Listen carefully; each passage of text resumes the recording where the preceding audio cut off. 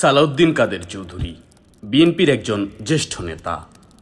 মুক্তিযুদ্ধ চলাকালে ১৯৭১ সালে সংগঠিত মানবতাবিরোধী অপরাধের অভিযোগে অভিযুক্ত হন ঠিক ৪০ বছর পর। ২০১০ সালে আওয়ামী লীগ সরকার আন্তর্জাতিক অপরাধ ট্রাইব্যুনাল গঠন করে এবং ২০১১ সালে চট্টগ্রামে সংগঠিত হত্যা, গণহত্যা, অগ্নিসংযোগ ও নির্যাতনের অভিযোগে তার বিরুদ্ধে মামলা দায়ের করা হয়।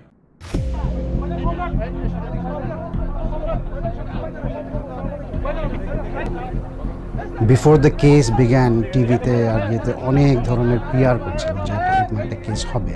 তখন আমার এখনো মনে আছে যে আই গট নার্ভাস যে আব্বার নাম কেন আসছে, কারণ আমরা কোনো সময় মানে আব্বাকে যে জড়াবে এইসব জিনিস এটা আমরা কোনো সময় ভাবতে পারিনি। তো এটা যখন টকশোতে যখন আসা শুরু করলো, আব্বার নাম আসা শুরু করলো, আই রিমেম্বার আব্বাকে আমি কয়েকবার জিজ্ঞেস করেছি, উনি he did not take it seriously, একদম না, একদম আনপ্রিপেয়ার্ড ছিল। His signature identity was সবকিছু মেনে নিব, কিন্তু ভিন্ন দেশের গোলামি আমরা সহ্য করব না। বুঝলাম যখন ট্রাইব্যুনালটা যখন গঠন হয়ে যায়, হঠাৎ করে আব্বার নাম ঢুকায় একটা বাস পুরানোর একটা কেসে। কি হয়, নর্মাল আইনে হয় যে prosecution must prove the case. এটা মানে পুরা জিনিসটা কিন্তু প্রসিকিউশনের উপরেই কিন্তু ভরটা থাকে, রেসপন্সিবিলিটি থাকে। কিন্তু আব্বার ফাইনাল জাজমেন্টে অ্যাপেলেট ডিভিশন থেকে বলেছে যে the defence must prove his alibi.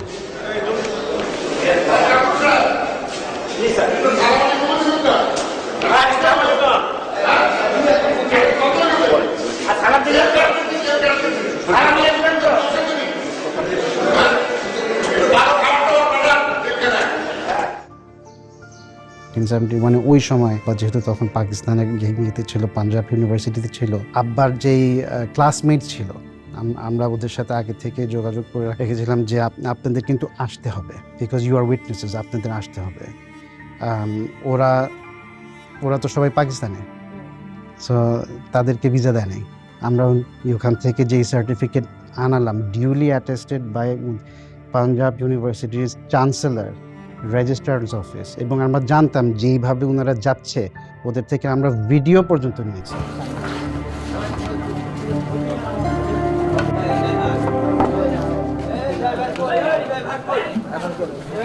স্কাইপের বিষয়টা ইট ওয়াজ রিয়েলি শকিং।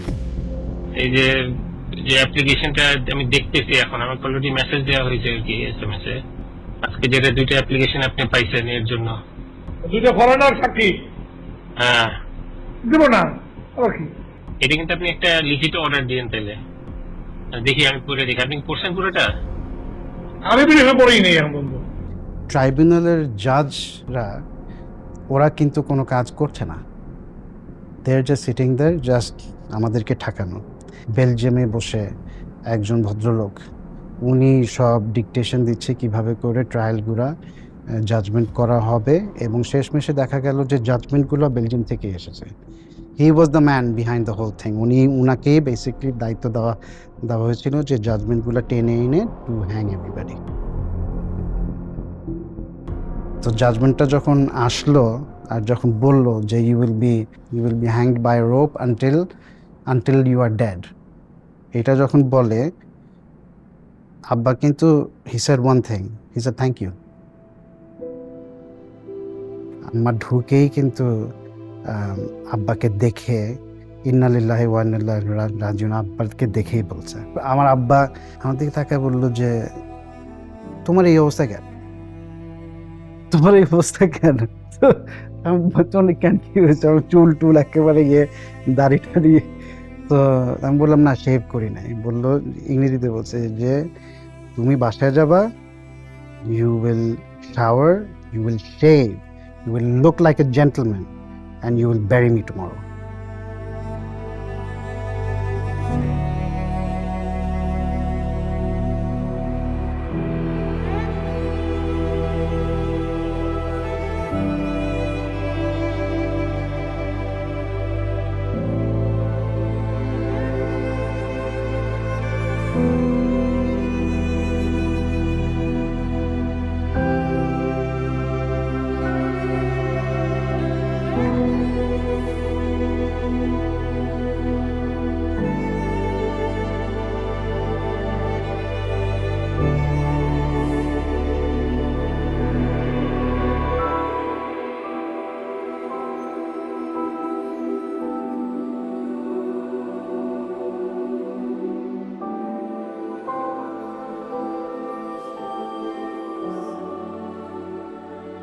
অবশেষে ২১ নভেম্বর রাতের শেষ প্রহরে পরিবারের সঙ্গে শেষবারের মতো সাক্ষাৎ করার পর ২২ নভেম্বর ২০১৫ সালের ভোরে ঢাকা সেন্ট্রাল জেলে তার মৃত্যুদণ্ড কার্যকর করা হয়।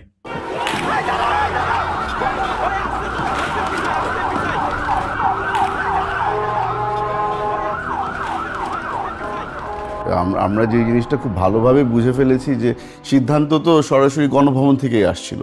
ওনার আদেশেই আব্বার থেকে লুকানো হলো যে তাকে আজকে রাত্রে হত্যা করা হবে। ওনার আদেশেই সিদ্ধান্ত নেওয়া হলো যে ওনাকে কোথায় দাফন করা হবে। আব্বার কিন্তু শেষ ইচ্ছাও পূরণ করা হয়নি।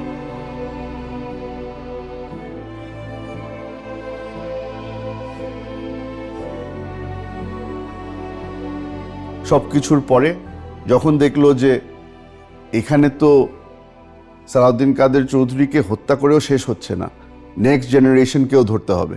কারণ নেক্সট জেনারেশনের মধ্যে এখন আমাকে নিয়ে গেল, চেষ্টা করলো লিনিয়েজটা শেষ করে দেওয়ার জন্য।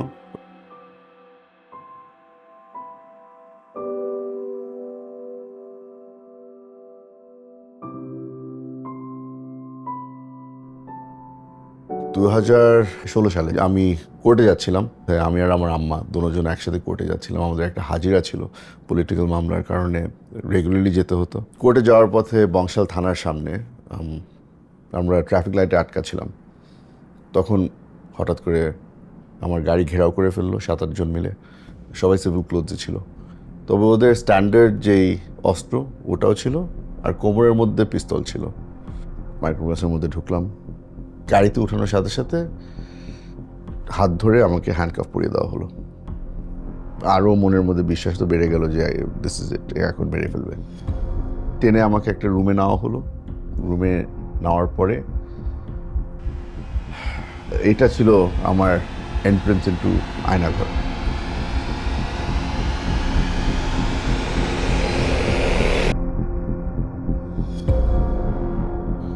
ইন্টারোগেশন শুরু হলো। প্রথমে আমাকে জিজ্ঞেস করা হলো যে আমি সিআইএর সাথে কোনো যোগাযোগ আছে নাকি না। তারপরে জিজ্ঞেস করলো আমার রয়ের সাথে কোনো যোগাযোগ আছে নাকি না। তারপর আইএসআই, মানে এমন কোনো গোয়েন্দা সংস্থা বাকি ছিল না যাদের কথা আমাকে বলা হয়নি। তো আমিও, প্রশ্নগুলি ট্যারা ছিল, তো আমিও জবাব ট্যারা দেওয়া শুরু করলাম যে আপনারা আগে মাইন্ড সেট করে নেন যে আপনারা কি সিআই এর ব্যাপারে জানতে চান, না রয়ের ব্যাপারে জানতে চান, না আইএসআই। অবভিয়াসলি ওরা ওই মুডে ছিল না যে আমি তর্ক করবো আর তারা ওটা নিবে। মারধর শুরু হয়ে গেল। আবার উঠানো হলো, আবার বসানো হলো, আবার প্রশ্ন। আমি আবার আরও উত্তেজিত হয়ে যাচ্ছি। তখন আর একটু জোরে মার, হাতে মারছে, পিঠে মারছে। আমাকে দাঁড়া করালো। ওরা যে কাপড় চেঞ্জ করেন। কাপড় চেঞ্জ করবো যে আমি পাঞ্জাবি খুললাম। পাঞ্জাবি খোলার পর বলছে না না আপনার সব কাপড় খুলতে হবে। তা আমি খাই তখন আমার বক্সেস পরা। ছবি তোলা শুরু করলো আমার। এর থেকে হিউমিলিয়েটিং কিছু আর হতে পারে না। আর তারাও ওখানে বলছে যে আরে আমরা তো খালি আপনার ভাইরাই আছে, অসুবিধা নাই। হাসাহাসি হচ্ছে। মানে আমার মেন্টালি আমাকে ব্রেকডাউন করার জন্য যা যা করার তারা সবই করেছে।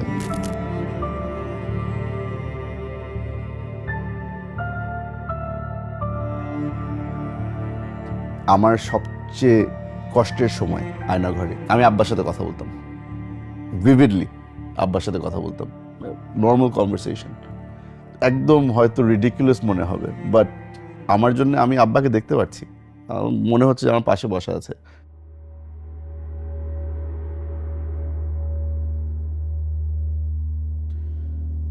আমাকে হ্যান্ডকাফ পরানো হলো, ব্লাইন্ডফোল্ড করা হলো, আর জম টুপি পরানো হলো। এই জম টুপি যখন আমাকে পরানো হলো, আমার মনে হয় না আমার লাইফে আর এই ধরনের সিচুয়েশন কোনো সময় হবে যে মনে হবে যে আমি আসলে আমি দোজকে পৌঁছে গিয়েছি। কারণ জম টুপি থেকে রক্তের গন্ধ আসছিল, ঘাম আর রক্ত, তো একটা মেটালিক একটা স্মেল থাকে। তো এই জিনিসটা প্রত্যেক দিন যতবার বাথরুমে যেতে হবে এই জিনিসটা আমার ফেস করতে হতো। যতবার আমাকে ইন্টারোগেশন নিয়ে যাওয়া হচ্ছিল বলে তো আর নিয়ে যায় না। আর জমটুপির আপনার মাথার মধ্যে খালি একটা জিনিসই থাকে যে জমটুপির সাথে আপনি কানেক্ট করবেন ডেথ।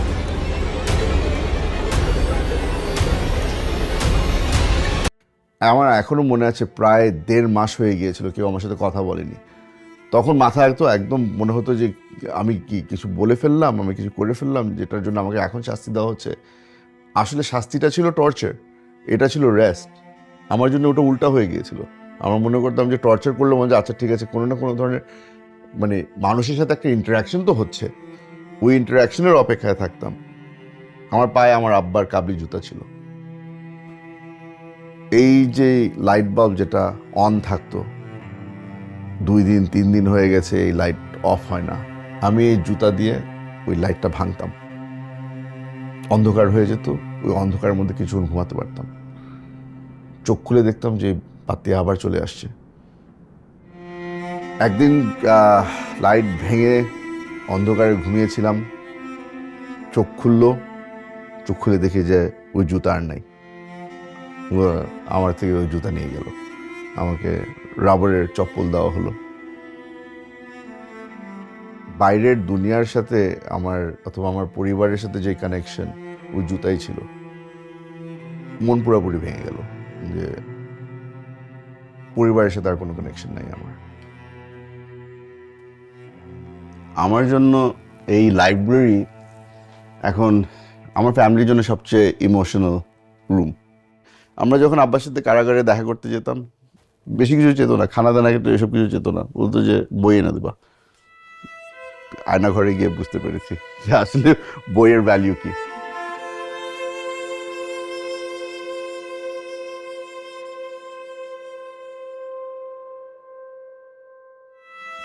কিছু জানতাম না, কিছু বুঝতাম না। হঠাৎ করে দেখি সেলের ভিতরে লোকজন ঢুকে চোখ বাঁধলো, আবার 3 বার ব্লাইন্ড ফোল্ড করা হলো, জমটুপি পরানো হলো, হ্যান্ডকাফ পরানো হলো। কিন্তু প্রথমবারের মতো দেখলাম যে কে জানি আমার পা নিয়ে টানাটানি করছে। আমার ওই রাবারের স্যান্ডেল খুলে ফেলা হলো আর আব্বার জুতা পরিয়ে দেওয়া হলো। তখন বুঝলাম যে আচ্ছা এখান থেকে বাইরে নিয়ে যাবে। গাড়িতে উঠানো হলো, আবার 2 সাইডে 2 লোক। তো একজন আবার কোমরের মধ্যে অস্ত্র ধরলো। সামনে যে লোক সে হাসাহাসি করছিল আর সে বলল যে কি ভয় লাগে? আমি প্রিপেয়ার্ড ছিলাম, না ভয় লাগে না। কেন? মেরে ফেললে আব্বার সাথে দেখা হবে, ছেড়ে দিলে আম্মার সাথে দেখা হবে, কেউ না কেউ অপেক্ষায় আছে। তো সে আবার হাসলো, হেসে পিছনের লোকে বলছে স্যার বলছিলাম না টাইগার টাইগার।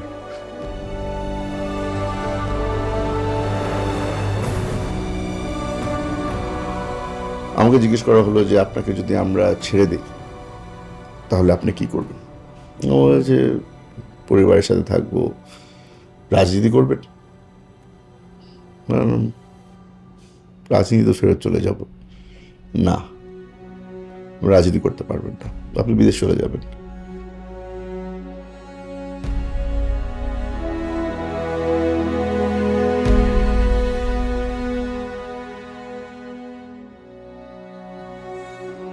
ট্রমা কেমনে করে একটা মানুষকে দুর্বল করে ফেলে, কেমনে একটা মানুষকে ভেঙে ফেলে, ওটা আগে বুঝতাম না, এখন বুঝি। মানুষ শুনলে মনে হবে যে আসলে পাগল হয়ে গেছি। গোসল করা আমার জন্য একটা বড় ট্রমাটিক জিনিস, কারণ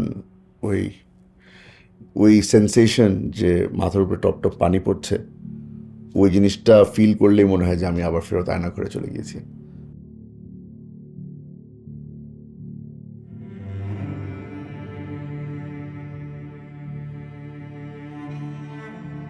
আমার সাথে আব্বার এটা লাস্ট ছবি, কারণ আব্বাকে হত্যা করার আগে মাসখানিক আগে আমরা যখন লাস্ট দেখা করতে যাই তো তখন কিছু ছবি তোলার সুযোগ হয়। লাস্ট কিছু আমরা ছবি তুলি। আমার আর আব্বার লাস্ট এটাই ছবি। আমার আব্বার অত বেশি ছবি নাই।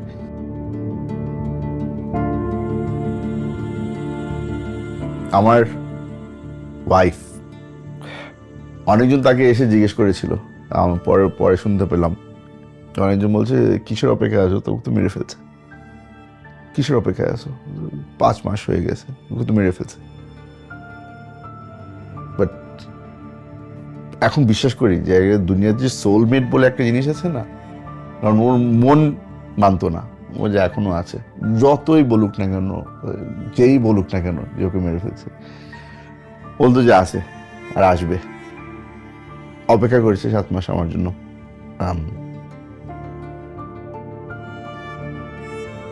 সিকিউরিটির জন্যে ওই আমার ওই একটা কুকুর,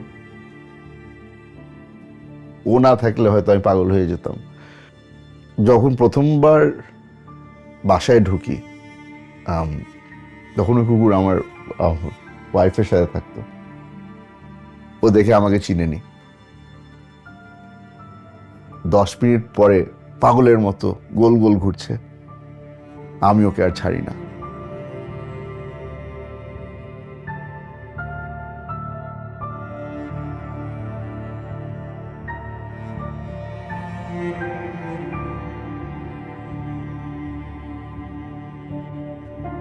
ভয় লাগতো যখন দরজায় কোনো বেল বাজতো বা কেউ আসতো, ও সঙ্গে সঙ্গে দাঁড়িয়ে যেত, দরজার পাশে গিয়ে দাঁড়িয়ে থাকতো আমাকে গার্ড করার জন্যে।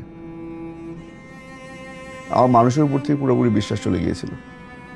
ওই যে এই পশু পাখিরাই ভালো, মানে ভালোবাসলে একদম মন থেকে ভালোবাসে, আর যদি পছন্দ না করে তো আগে থেকে বলে দেয় যে পছন্দ করি না।